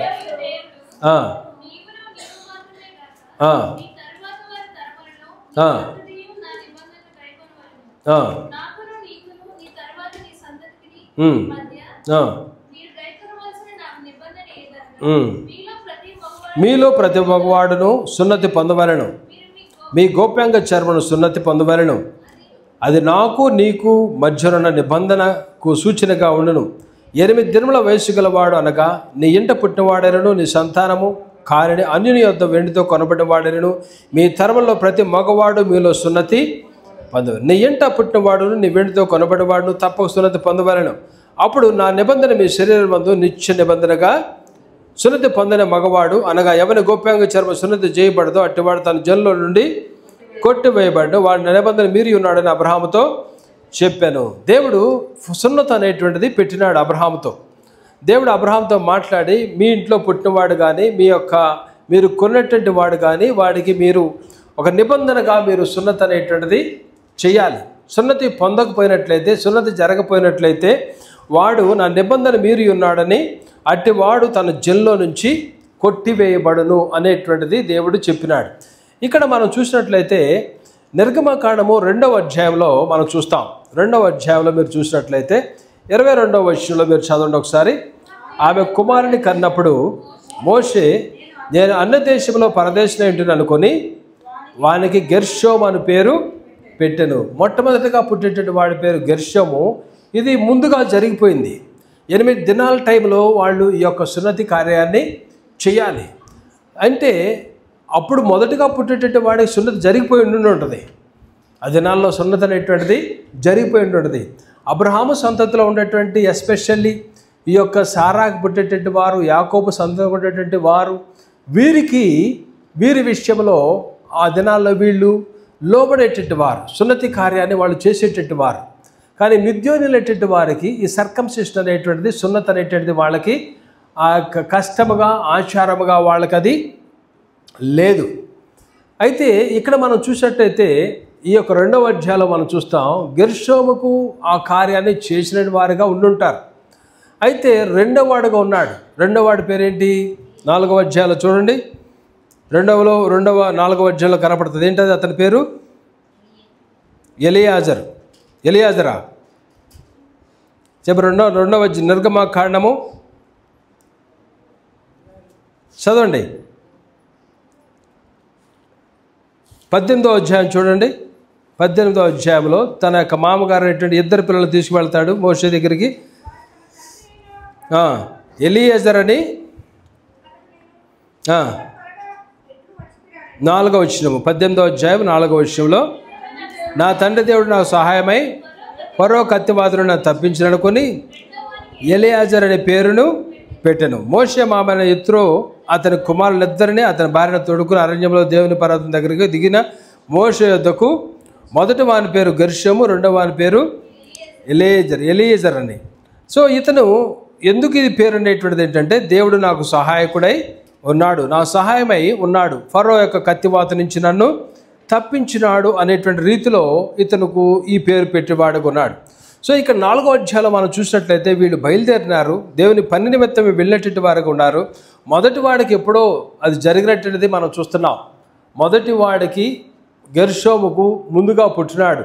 గెర్షోముకు పుట్టినప్పుడు మేబీ ఆ టైంలో ఈ యొక్క మోషే ఆ పని చేసి ఉండుంటాడు. 2వ వాడు పుట్టిన తర్వాత మరి ఈ పని ఈ యొక్క సున్నత్ అనేటువంటిది చేసి ఉండాడో లేదో, చేసినటువంటి వాడిగా కనపడతలేదు.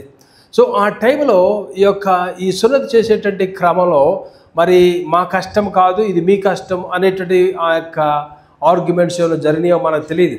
మేబీ ఆ సున్నతి జరిగేటువంటి టైంలో బ్లీడింగ్ అనేటువంటి జరుగుతుంది కాబట్టి ఆ యొక్క బాధ పిల్లలు పడతారు. కాబట్టి 8వ దినాన్నే ఈ పని అనేటువంటిది చేయాలి.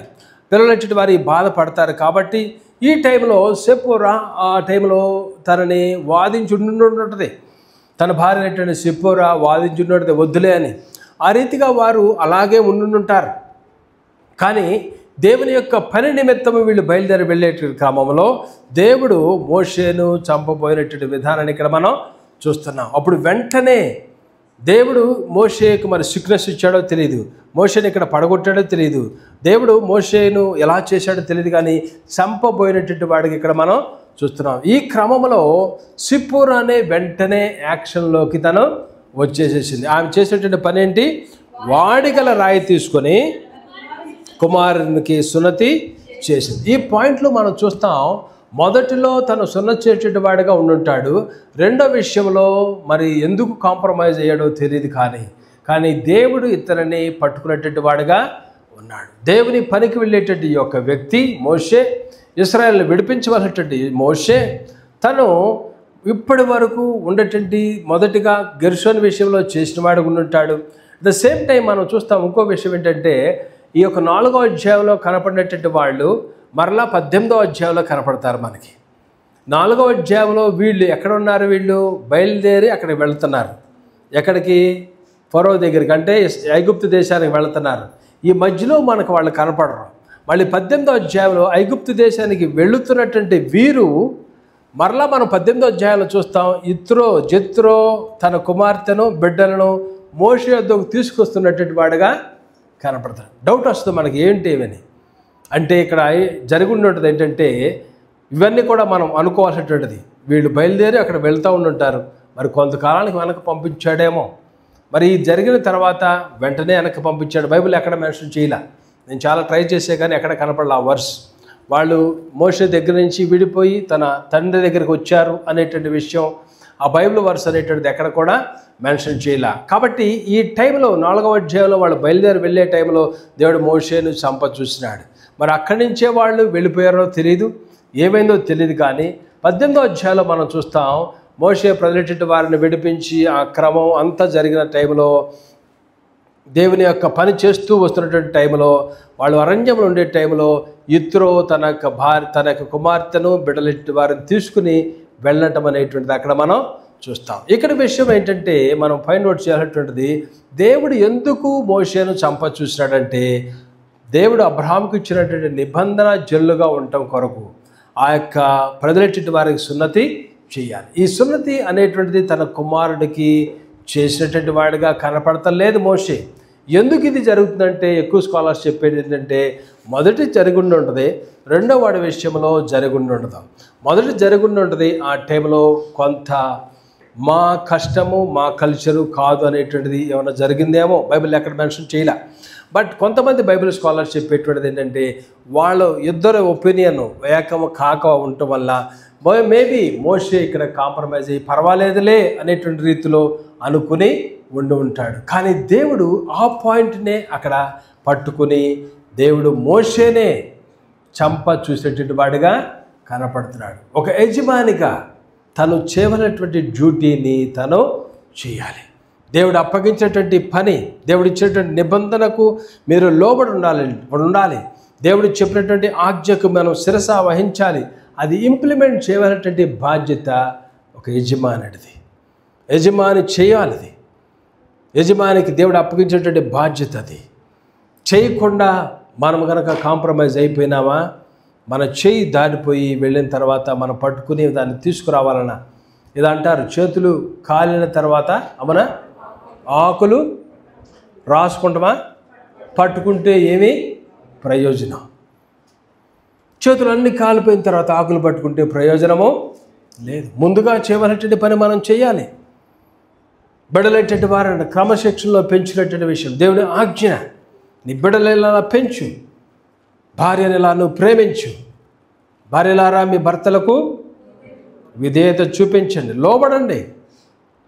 సినిమాకి వెళ్దాంరా అంటే లోబడతామని దేవుడు చెప్పలా. త్రాగుడికి వెళ్దాంరా అంటే దేవుడు సరే ఇద్దరం, ఇవాళ రేపు ఎక్కువైపోయింది ఇది. పెద్ద బాటిలు నువ్వు కూడా రా వేసుకో. కొన్నిసార్లు అంట పాపం కొంతమంది ఇట్ట కొడుతున్నారంట బాటిల్స్. మామూలు బాటిల్ ఇచ్చినా వాళ్ళు ఇట్ట కొడుతున్నారంట.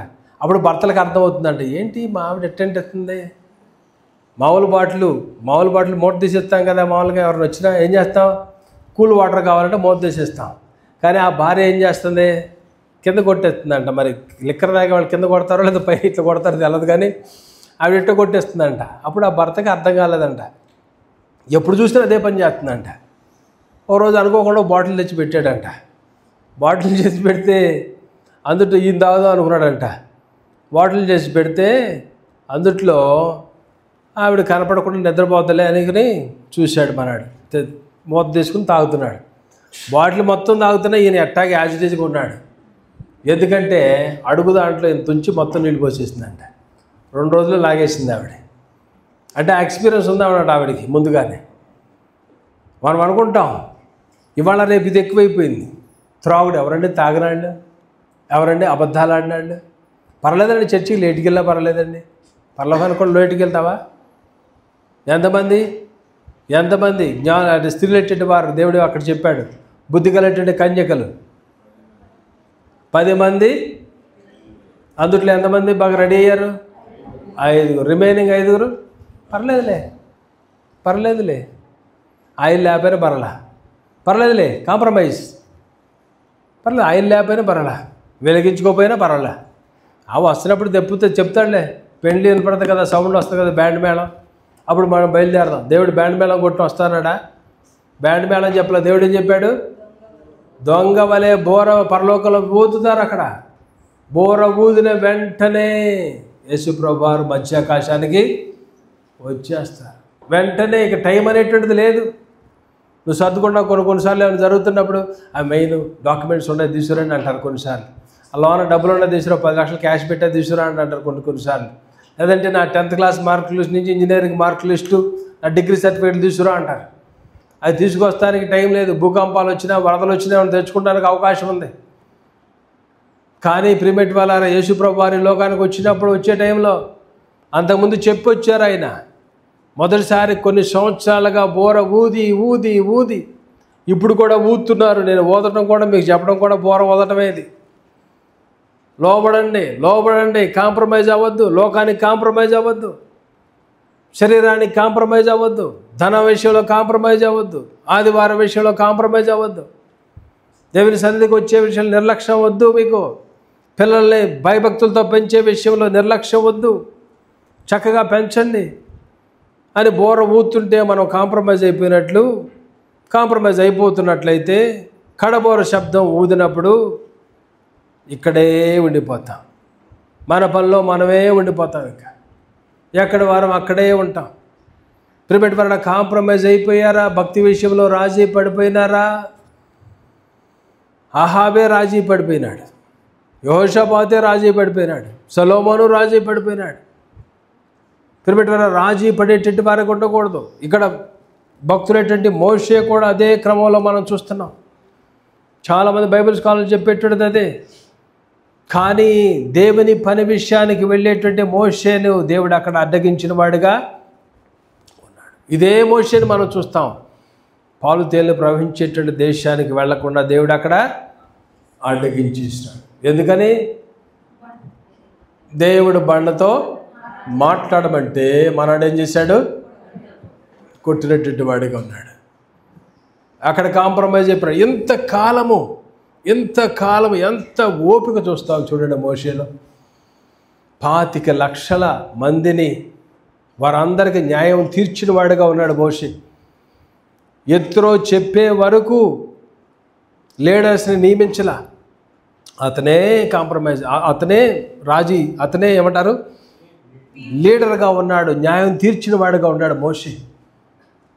న్యాయాధిపతిగా న్యాయం తీర్చిన వాడిగా ఉన్నాడు. 25 లక్షలకి ఎక్కడొచ్చినా కనీసం 10 లక్షల మందిని వచ్చి ఉంటారు. 10 లక్షల మందికి ఏదో కొట్టుకుంటామో, దొంగతనమో, ఏదో మోసమో, వాళ్ళ ఎడ్లలో వాళ్ళ గొడ్డల్లో వాళ్ళ ఏదో జరుగుతాయి కదా. 25 లక్షల మందికి ఒకే ఒక న్యాయాధిపతిగా ఉన్నటువంటి మోషేని యిత్రో వచ్చి చెప్పాడు, ఏంటయ్యా నువ్వు పొద్దునుంచి ఇదే పని, చిచి ఇది కరెక్ట్ అయిన పని కాదు, దేవుడిని అడుగు.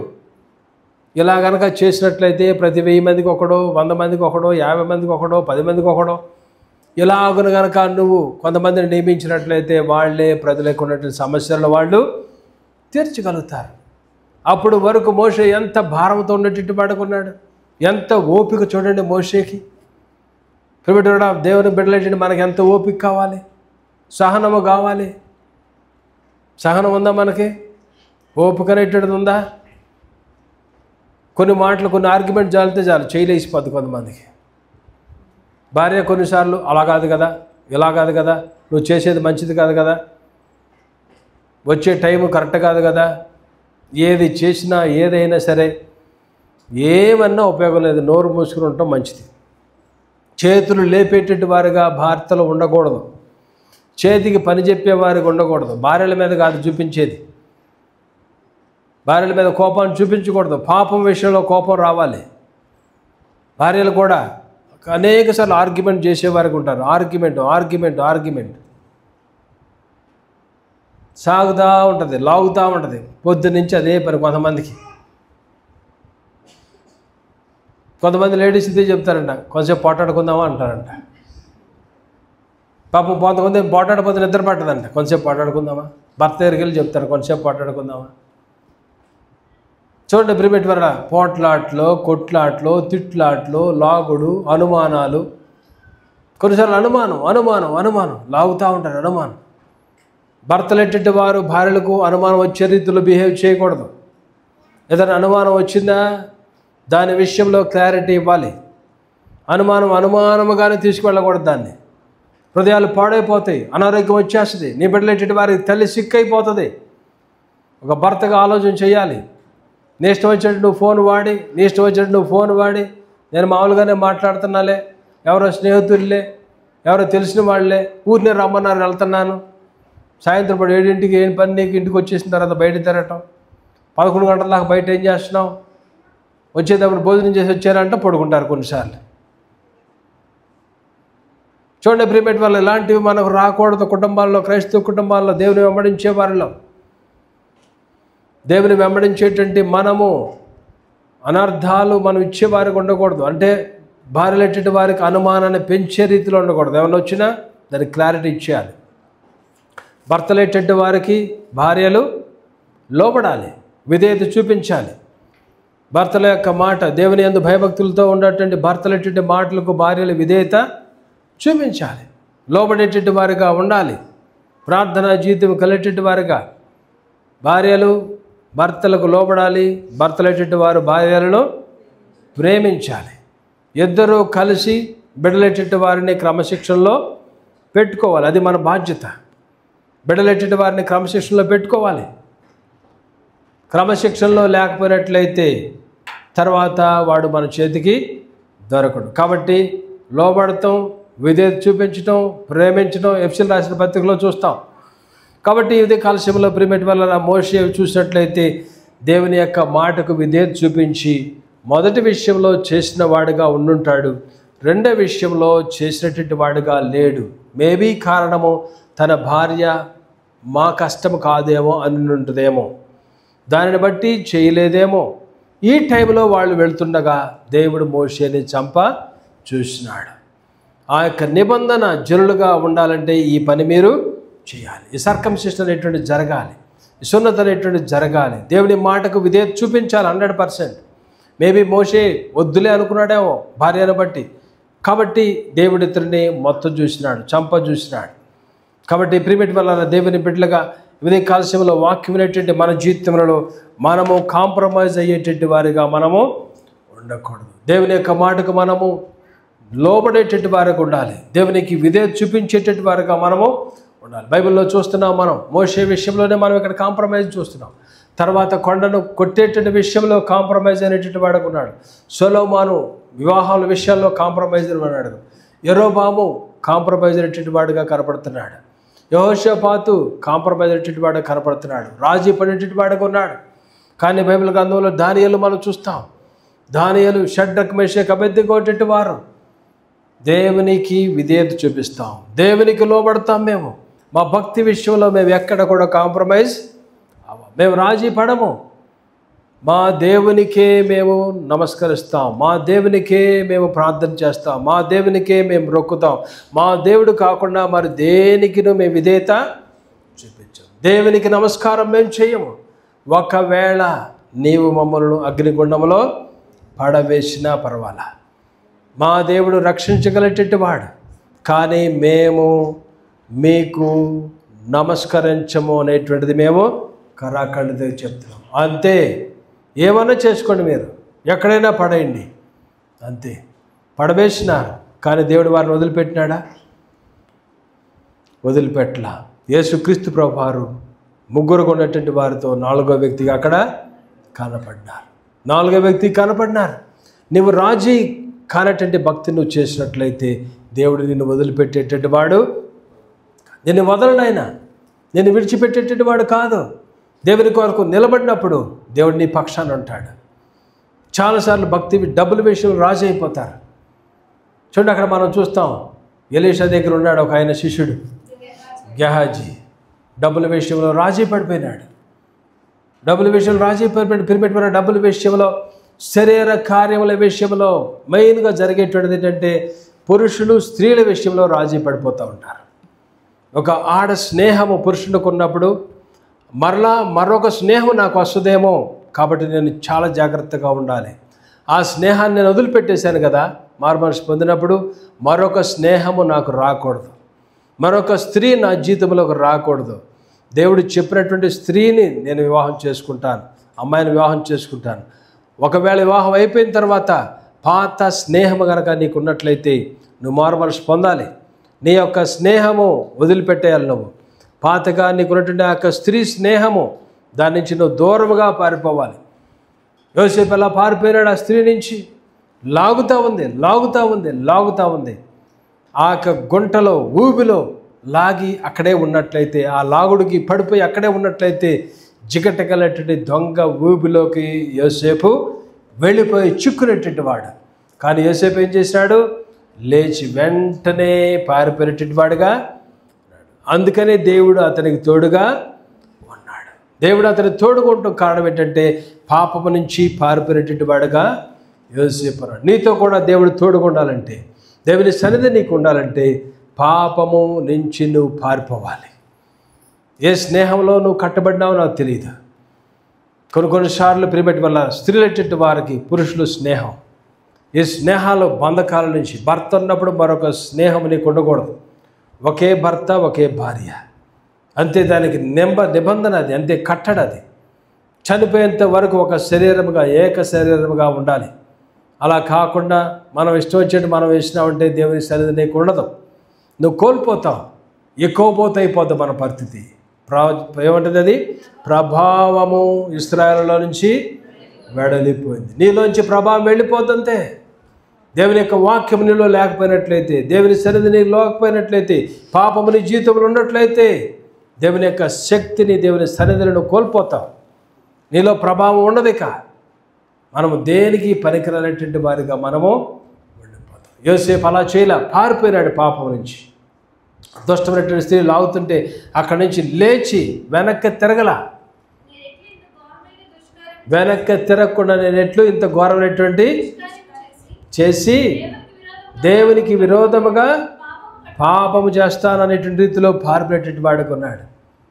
లోతు భార్య వల్ల వెనక్కి తిరిగింది. ఒకసారి శరీరాశ వచ్చేసింది. ఏం ఆశమే? లోకాశ వచ్చింది.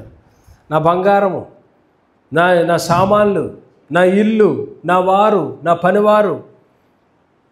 లోతు భార్య వెనక్కి తిరిగింది. ఏమైపోయింది? అక్కడ ఒప్పు స్తంభం అయిపోయింది. పిరిపెట్టి నా భక్తి చేసేటట్టు మనం ముందుకు పారిపోవాలి. పాపము చూసినప్పుడు పారిపోయేటట్టు వారికి ఉండాలి, జారిపోకూడదు. గెహజీ వలె డబ్బుల విషయంలో మనం కాంప్రమైజ్ అవ్వకూడదు. పిరిపెట్టి వాళ్ళ గెహజీ డబ్బుల విషయంలో కాంప్రమైజ్ అయిపోయినాడు. కావాలి, నాకు కావాలి, కావాలి, కావాలి. దేవుడు నిన్ను ఇచ్చేవాడుగా చేస్తాడు. దేవుడు నిన్ను అప్పు తీసుకునేవాడుగా దేవుడు చేయడు. ఒకరి దగ్గరికి వెళ్ళి చాచేవాడుగా చేయడు దేవుడు నిన్ను. నీ మాట, ఆయన మాటకు నువ్వు విధేయత చూపించినప్పుడు, ఆయనకు నువ్వు లోబడినప్పుడు, రా తమ్ముడు వాడుకో, రా చెల్లి వాడుకో. దేవుడు నన్ను దీవించినాడు, ఆస్వాదించినాడు. దేవుడు నన్ను దీవించాడంటే I should be a blessing to others. అప్పుడే నీ జీవితాలను ఇంకా నువ్వు దేవుని యొక్క కృమ్మరింపు వస్తుంది. నువ్వు బిగబట్టుకోకూడదు. దేవుడు నిన్ను మీద దీవెనలు కృమ్మరించినప్పుడు you should be a blessing to others. దేవుడి నీ మీద ఉన్నత స్థానంలో పెట్టినప్పుడు, మరలా ఇంకా శాలరీ పెంచినప్పుడు you should be a blessing to others. సమస్యలు ఉన్నటువంటి వారిని నువ్వు పట్టించుకోవాలి. వారికి ఇబ్బందులు ఉన్నారా? ఇచ్చేవాడుగా నువ్వు ఉండాలి. కొంతమంది పెట్టుకుంటూ ఉంటారు, కాచుకుంటూ ఉంటారు, పెట్టుకుంటూ ఉంటారు. ఏం చేసుకుంటావంటే? నువ్వు ఇచ్చావంటే, ఇతరుల కొరకు ఖర్చు పెట్టావంటే, దేవుని రాజ్యం వాడినావంటే, ఇంకా నువ్వు దేవుడు ఇచ్చినటువంటి వాటిని సరిగా నేను మేనేజ్ చేయకపోతే మరికొన్ని దీవెనలు మన మీదకు రావు. ఒక భక్తుడు చెప్పేటటువంటి మాట, దేవుడు ఇచ్చినటువంటి వాటిల్ని you should be in a position to manage. ఏది భార్యని ఇచ్చినాడు, ఆమెను నువ్వు మేనేజ్ చేయాలి. అంటే అనేటది కాదు మేనేజ్ అంటే. భక్తి చేసేవాళ్ళు, మారు మనసు పొందిన వాళ్ళు కూడా ఇంకా నువ్వు భార్య విషయంలో రూల్స్ అండ్ రెగ్యులేషన్స్, నేను పైనే కూర్చోవాలి, నువ్వు కిందే కూర్చోవాలి, నేను కాళ్ళ మీద కాలు వేసుకోవాలి, నువ్వు కాఫీ తేవాలి, నాకు టీ తేవాలి, నేను అదే స్థానంలో ఉండాలి, నా మాట అనేది వినాలి. భక్తి చేసేటి వారు కూడా ఈ దినాల్లో అలా ఉంటున్నారు. నో, అలా ఉండకూడదు. దేవుని యొక్క బిడ్డలుగా ప్రియమైన వారు వాల్యూస్ కలిగేటి వారుగా ఉండాలి. మనం చూడండి, దేవుని యొక్క బిడ్డలే ఎలాగున్నా మనం మాదిరి చూపించాలి. దేవుడు నిన్ను దీవించినప్పుడు you should be a blessing to others. నువ్వు ఎప్పుడైతే దాచుకున్నావా అలా పెట్టినా అంతే ఉంటుంది నీకు. అది నీకు బయటికి వెళ్ళిందా ఇంకా yes he's my son, is managing properly what I'm giving. నీవు నీ కొరకే ఉపయోగించినట్లయితే దట్ ఈస్ నాట్ మేనేజ్మెంట్. దేవుడు ఇచ్చేటువంటి ఈవులను నీ కొరకే నువ్వు ఉపయోగించుకుంటే అది కరెక్ట్ మేనేజ్మెంట్ కాదు.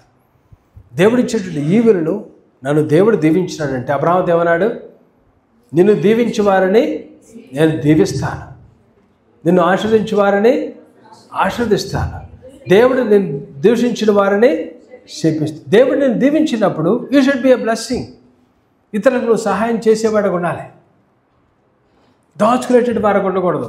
నాకు తెలుసు కొంతమంది మీలో కొన్నిసార్లు నేను చెప్పినప్పుడు లేదా మన సోదరులు చెప్పినప్పుడు, ఎస్ ఫలానా అతను వ్యక్తి సమస్యలు ఉన్నాడా, ఐఎమ్ సెండింగ్ దిస్ అమౌంట్, పంపించిన వారుగా ఉన్నారు కొంతమంది. I have to really appreciate them. డబ్బులు దాచుకునే వారుగా లేరు కొంతమంది మీలో. యు ఆర్ ఏ గివర్, ఇచ్చేటట్టు వారుగా కనపడుతున్నారు. దేవుని కొరకు మీ యొక్క ఇచ్చినటువంటి దీవెనలు, ఆశీర్వాదాలను నువ్వు దేవుడు నేను దీవించినంత కాలం నువ్వు you should B blessing channels నీ నుంచి వెళ్ళాలి. దేవుని యొక్క దీవెనలు, ఆశీర్వాదాలు నీ మీద ఇంకా నువ్వు దేవుడు క్రమరిస్తాడు. నువ్వు అలాగనే మేనేజ్ చేయడం అంటే అదే. నేను మేనేజ్ బాగానే చేస్తానండి, అసలు ఎవరికి పైసా ఇవ్వట్లేదండి, హోటల్కి కూడా నెలకు ఒకసారి వెళ్తున్నామండి, నెలకు ఒకసారి లేదా పండుగలప్పుడే డ్రెస్సులు కొంటున్నానండి మా పిల్లలకి, వచ్చే డబ్బులన్నీ బ్యాంకులో ఉన్నాయండి. That is not correct management. దేవుడు అది మేనేజ్మెంట్ అనడం. మేనేజ్మెంట్ అనేటువంటిది ఏంటంటే నీ బిడ్డలు ఎటువంటి వారు చక్కగా ఉండాలి, నీ భార్య చక్కగా ఉండాలి. అలానే అప్పులు ఎక్కువ చేయకూడదు. ప్రియపెట్టి వాళ్ళారా, మించినటువంటి అప్పుల్లోకి వెళ్ళకూడదు. మనం తలకు మించినట్టు భారాలు పెట్టుకోకూడదు. బీపీలు పెరిగిపోతాయి, షుగర్లు పెరిగిపోతాయి, అనారోగ్యం అయిపోతాయి, చాలా ఇబ్బందులు పడిపోతారు. దేవుడు దీవిస్తాడు, మిమ్మల్ని ఆస్వాదిస్తాడు. వాక్యానికి విధేయత చూపించండి. కాంప్రమైజ్ అవ్వద్దు, దేని విషయంలో కాంప్రమైజ్ అవ్వద్దు. భక్తి చేసేటువంటి విషయంలో కాంప్రమైజ్ అస్సలు అవ్వద్దు. మీరు లోబడండి దేవునికి. యెహోషాపాతు ఎలాగున దేవుని చేత దీవించబడినాడో అలాగున మీరు కూడా దీవించబడతారు. యెహోషాపాతు ఎలాగున ఆశీర్వదించబడినాడో మీరు కూడా అలా ఆశీర్వదించబడతాడు. ఎప్పుడు తన తండ్రి అయినటువంటి దావీదు మొదట నడిచేటువంటి మార్గంలో యెహోషాపాతు నడిచినప్పుడు దేవుడు అతనిని ఆశీర్వదించాడు. కానీ కొంతకాలానికి దీవెనలు వచ్చిన తర్వాత ఏమైపోతున్నారంటే కనపడినటువంటి స్నేహాల్లోకి వెళ్ళిపోతున్నారు. యెహోవాకు వ్యతిరేకముగా శత్రులటువంటి వారితో స్నేహము చేసిన వాడికి యెహోషాపాతు, అందుకని దేవుని యొక్క కోపము యెహోషాపాతు మీదకి వస్తున్నది. మనము దేవునికి వ్యతిరేకమైనటువంటి వారితో, శత్రులటువంటివి లోకము, శరీరము, జీవపడమము. శరీరాశలు దేవునికి వ్యతిరేకమైనటువంటివి, లోకాశలు దేవునికి వ్యతిరేక, ధనము దేవునికి వ్యతిరేకమైనటువంటిది, ఆశ ఉండటం అనేటువంటి దేవునికి వ్యతిరేకమైనది. కాబట్టి వీటిల్లో దేవునికి వ్యతిరేకమైనటువంటి వాటితో మనము కలిసేటువంటి వారిగా మనము ఉండకూడదు. దేవునికి వ్యతిరేకమైనటువంటి అవన్నీ కూడా శత్రులు లాంటివి. లోకాశలు, లోకేచ్ఛలు, శరీరేచ్ఛలు, జీవపడము, ఇవన్నీ కూడా దేవునికి శత్రులు అనేటువంటివి. అలాంటి వాటితో నువ్వు విజ్జోడుగా నువ్వు ఉండకూడదు. ఉన్నట్లయితే ఏం జరుగుతుంది? యెహోషాపాతు మీదకి ఏం జరిగింది? దేవుని యొక్క కోపము యెహోషాపాతు మీదకి వచ్చింది. లోకానికి దూరంగా పారిపో, యోసేపు వలె పారిపో, గెహజీ వలె ఉండొద్దు, నువ్వు ఎలీషా వలె నువ్వు ఉండాలి. అప్పుడు నిన్ను అనేక మంది దీవెనకరంగా దేవుడు చేస్తాడు. ప్రియమైన వల్ల మనం దేవుని యొక్క రాజ్యంలోకి మనం ప్రవేశించాలి. యేసే దగ్గరికి మనం వెళ్ళాలి. ఈ లోకం అశాస్త్రమైనటువంటిది. ప్రపంచంలో జరుగుతున్నటువంటివి చాలా 2026లో చాలా భయంకరమైన విషయాలు జరగబోతున్నాయంట. ఈవెన్ ట్రంప్ కూడా ఈ దినాల్లో చెప్తున్నాడంట, is going to against Israel అంట. ఇప్పుడు వరకు ఇజ్రాయెల్ సపోర్ట్ చేసినటువంటి వ్యక్తిగా ఉన్నాడు. ట్రంప్ కూడా ఈ దినాలలో ఈ యొక్క అరబ్ దేశాలకి తో కలుస్తూ ఖతారు వీళ్ళతో మాట్లాడుతూ ట్రంప్ కూడా చెప్తున్నట్టు ఏంటంటే, ఇజ్రాయిల్ లారా మీరు ఇరాన్ దేశం మీదకి అగైనెస్ట్గా వెళ్ళొద్దు అనేటువంటి చెప్తున్నాడంట. అంటే that itself is a sign. Trump కూడా అగైనెస్ట్గా, ఇజ్రాయెల్కి అగైనెస్ట్గా అవుతున్నాడు. అంటే వాళ్ళందరూ ఏకమవుతున్నారు. వాళ్ళు కనుక ఇజ్రాయెల్ కనుక అటాక్ చేసిందంటే ఇరాన్ని, ట్రంప్ కూడా ఇజ్రాయెల్ దేశాన్ని సపోర్ట్ చేసేవాడిగా లేడు. ఇది ఫైనల్ గోగు మాగోగు యుద్ధముగా మారవచ్చు, ఏమన్నా జరగవచ్చు. చాలామంది బైబిల్ స్కాలర్స్ చెప్తున్నారు ఈ దినాల్లో. కాబట్టి దేవుని బిడ్డలుగా ప్రియమైన వాళ్ళారా, మనం వెళ్ళేటువంటిది యేసయ్య రాజ్యం, నిత్యమైనటువంటి రాజ్యం, పరిశుద్ధమైనటువంటి రాజ్యం. అందుట్లో మనం ప్రవేశించబోతున్నాం. త్వరలోనే కొన్ని సంవత్సరాల్లో వెళతాం. వెళ్ళటానికి ముందు వెళ్ళాలంటే నువ్వు కాంప్రమైజ్ అవ్వద్దు, లోకానికి కాంప్రమైజ్ అవ్వద్దు, ధన విషయంలో కాంప్రమైజ్ అవ్వద్దు, శరీరం విషయంలో కాంప్రమైజ్ అవ్వద్దు, పవర్ విషయంలో కాంప్రమైజ్ అవ్వద్దు. మెయిన్గా పడేటువంటిది ఏంటంటే పవర్, తర్వాత ఇంకేంటి? Money, power, women, money. ఈ మూడు విషయంలో కాంప్రమైజ్. లోకము, శరీరము, జీవపడము. వీటిలో కాంప్రమైజ్ అయినావా పరలోక రాజ్యం నుంచి నువ్వు చేరటానికి అవకాశం ఉండదు. వెళ్ళలేవు, నువ్వు వెళ్ళటం కష్టం. అందుకనే దేవుడు అన్నాడు, ధనవంతుడు ఏమన్నాడు? పరలోక రాజ్యంలో ప్రవేశించుట కంటే సూది బెజ్జములో ఒంటె వెళ్ళటం అనేటువంటిది చాలా ఈజీ అంట. కాబట్టి దేవుడు చెప్తున్నాడు, ధనం అనేటువంటిది సమస్త కీడులకు మూలం. దాని విషయంలో దయచేసి నువ్వు కాంప్రమైజ్ అవ్వద్దు. చెడుగా సంపాదన కానీ, మరొక కోణంలో సంపాదించాలని ఆశ కానీ, అలాగనే నీ శరీరాన్ని పాడు చేసేటువంటి విషయంలో కానీ, ఉమ్మన విషయంలో కానీ, పురుషుల విషయంలో కానీ, నీ శరీరాన్ని కాంప్రమైజ్ చేసే విషయంలో కాంప్రమైజ్ అవ్వద్దు. సేమ్ టైం నేను అనేటువంటిది దయచేసి ఎక్కడ మీలో రాకూడదు. అహం అనేటువంటిది రాకూడదు. గొప్ప నేను అనేటువంటిది మన జీవితంలో రాకూడదు. కాబట్టి ఈ కోణంలో మనం భక్తి చేసినట్లయితే పరలోక రాజ్యంలో మనం చక్కగా మనం హ్యాపీగా అందులోకి మనం నిశ్చింతగా భయపడకుండా పరలోక రాజ్యంలోకి వెళ్ళిపోతాం. కాబట్టి బైబిల్ గ్రంథంలో చూసినాం అనేక మంది కాంప్రమైజ్ అయిపోయినారు. దేవుని యొక్క ఉగ్రతను పొందుకున్న వారికి ఉన్నారు, కానీ దానియేలు కాంప్రమైజ్ అవ్వలా. ప్రిమిట్ వలన వివాహాల విషయంలో కాంప్రమైజ్ అయిపోతారు. కొంతమంది వివాహం విషయంలో డబ్బు చూస్తారు, అందం చూస్తారు, ఇంకేం చూస్తారు, ఉద్యోగం చూస్తారు, ఇంకేం చూస్తారు చెప్పాలి మీరే. వివాహాలకు వెళ్ళినప్పుడు ఏమేమి చూస్తారు చెప్పండి? కొద్దిగా క్యాస్ట్, ఇంకా క్యాష్, ఇంకా ఆస్తులు, ఉద్యోగాలు, ఫేము. పెద్ద ఫ్యామిలీ అనేది గొప్ప ఫ్యామిలీ అయినా, అందము మోసకరము, సౌందర్యము వ్యర్థము. మొదట వెళ్తాడు, బాగా చాలా బాగుంది ఈ అమ్మాయి, చాలా బాగుంది, ఏమీ ఒప్పైన పర్వాలా, ఇంట్లో పోటాడు వెళ్తాడు. సంవత్సరం తర్వాత ఏముందండి మా ఫ్రెండ్ వాళ్ళ నాన్న చెప్పాడంట, బాగా ఆస్తిపరులాడు, మేడసన్ సీనియర్ ఉన్నాడు. ఆ ఊర్లోనే ఒక అమ్మాయి, నాన్న ఈ అమ్మాయిని చేసుకుంటాను నాన్న, మన రోడ్లో అమ్మాయి కదా నాన్న అన్నాడంట. ఎందుకు రానంట, చాలా అందంగా ఉంటుంది. ఏం చేసుకుంటావు నువ్వు అందం, డబ్బు లేకుండా ఏం చేసుకుంటారు? పాప మా అమ్మాయికి డబ్బు లేదు, పాప వీడు ఎంతో ఆశపడ్డాడు కానీ చేసుకోలేకపోయినాడు. మరొక అమ్మాయిని చేసుకున్నాడు, 2 ఆడపిల్లలు అంటే 2 అమెరికా పంపించాడు. మనం కలిశాడు, చాలా బాధల్లో ఉన్నాడు, ఉద్యోగాలు లేవంట. నా వెనకాల పడ్డాడు బాబు. పెళ్ళిలో నూజివీడులో పెళ్ళికి వచ్చి ఆ స్టేజీ మీద అమెరికా వాళ్ళు కనపడ్డారు కదా, నా వెనకాలకు వచ్చి బాబు వాళ్ళతో ఏమైనా చెప్పిస్తాము, వాళ్ళకి ఉద్యోగాల కోసం సహాయం చేస్తారేమన్నా. చూడండి పాపం ఎంతో కష్టంలో ఉన్నాడు. సరే, ధనం అనేటువంటిది, అందం అనేటువంటిది, ఇవన్నీ కూడా మోసం. హృదయం అనేటువంటిది చాలా విలువ. దీన్ని నువ్వు కాపాడుకో.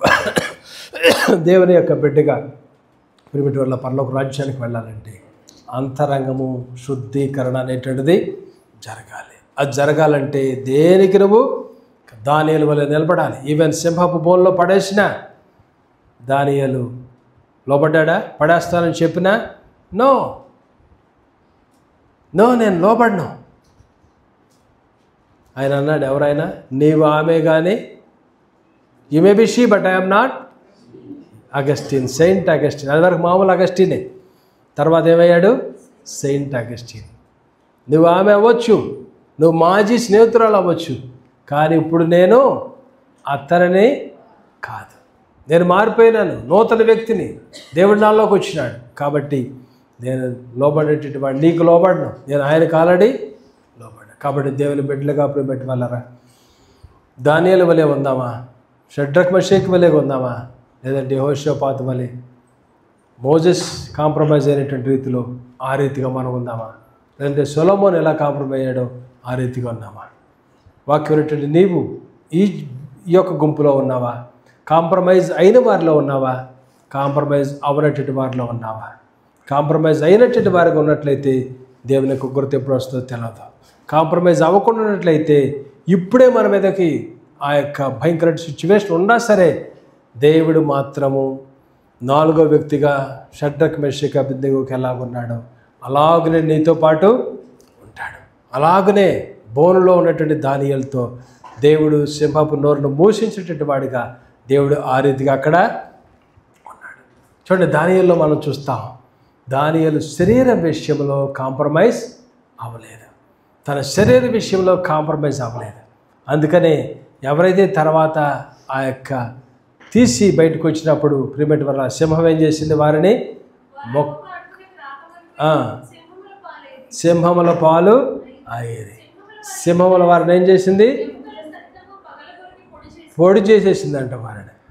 సరే, శరీరం విషయంలో కాంప్రమైజ్ అవ్వాల, కానీ వాళ్ళు శరీరం విషయంలో కాంప్రమైజ్ అయిపోయి వాళ్ళు దానియేలుకి వ్యతిరేకముగా ఈ కార్యాలు చేసినారు.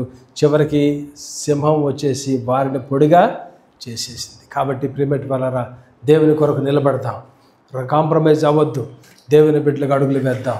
పరలోక రాజ్యము సమీపించింది. యేసుప్రభు వారు వచ్చినప్పుడే సమీపించింది, వచ్చిందన్నారు. మరలా యేసుప్రభు వారు త్వరలో ఆయన రాబోతున్నారు. కాబట్టి ఈ దినాల్లో నువ్వు చేయవలసింది ఏంటంటే, do not compromise to the world, do not compromise to the women, do not compromise to the men, do not compromise to the money. దేవునికి లోబడు, దేవుని బిడ్డగా అడుగులు వేయి, అనేక మందికి మాదిరిగా ఉండు, ఆత్మలు రక్షించు, ఆత్మలు రక్షించు, ఆత్మలు రక్షించు. అది దేవుడు నీ మీద పెట్టేటువంటి భారము. ఒక పాస్టర్ గారి మీదే కాదు, నీ మీద పెట్టాడు. నీ ఇతరులకు సువార్త చెప్పాలి, నీ సాక్ష్యం చెప్పాలి, దేవుని దగ్గర తీసుకురావాలి, వారితో మాట్లాడాలి. ఈ టైము నా టైం అయిపోతుంది. సైతాను ఎంత ఫాస్ట్గా పనిచేస్తున్నాడో తెలిసి దినాల్లో, నా టైం అయిపోతుంది అయిపోతుంది అయిపోతుంది, పట్టుకోవాలి, చర్చిలో వాళ్ళని పట్టుకోవాలి. కానీ మనం ఏం చేస్తున్నాం? దేవుని పనిలో మనం పాలుభాగస్తులుగా ఉండాలి. తమ్ముడు చెల్లు అక్కడికి వెళ్ళిన తర్వాత నీ ఫలము అధికమవుతుంది. ప్రార్థన చేసుకుందాం. సర్వశక్తిమంతుడా, మీకు వందనాలు. ఏదైనా మీరు ఇచ్చేటువంటి మాటలకే నీకు వందనాలు చెల్లిస్తున్నాం. ప్రియ ప్రభా, ఈ లోకానికి మేము ఎక్కడ కాంప్రమైజ్ కాకుండా సహాయం చేయండి. నీ బిడ్డలుగా నీ కొరకు మేము నిలబడేటట్టు వారుగా మీరు మమ్మల్ని చేయండి. ప్రియ ప్రభా, అనేక కోణాల్లో అనేక రీతుల్లో ప్రభా లోకానికి మేము కాంప్రమైజ్ అయిపోతున్నాం, పాపానికి కాంప్రమైజ్ అయిపోతున్నాం, ధన విషయంలో కాంప్రమైజ్ అయిపోతున్నాం ప్రభా. అయినా శరీర కార్యాల విషయాల్లో కాంప్రమైజ్ అవ్వకుండా సహాయం చేయండి. మేము నిలబడేటట్టు వారుగా, నీ కొరకు రోషం కలిగేటి వారుగా, దానియేలు వలె, షడ్రక్ మెషక్ అబేద్నెగో వలె మేము నిలబడి ప్రభా మీ రాజ్యాన్ని కట్టేవారిగా ఉండటానికి మీరుగా సహాయం చేయండి. మీ ఆత్మ, మీ సన్నిధి, నీ యొక్క ధైర్యాన్ని, నీ యొక్క బలాన్ని, నీ యొక్క కార్యములు మా జీవితంలో మీరు జరిగించి అంతవరకు నీ కొరకు మేము నమ్మకంగా బ్రతకడానికి మీరుగా సహాయం చేయమని యేసుకృష్ణుడు అడుగుచున్నాము తండ్రి. మనం ఏదైనా దేవుని యొక్క బలలో మనం పాలు పంచుకోవాలి కాబట్టి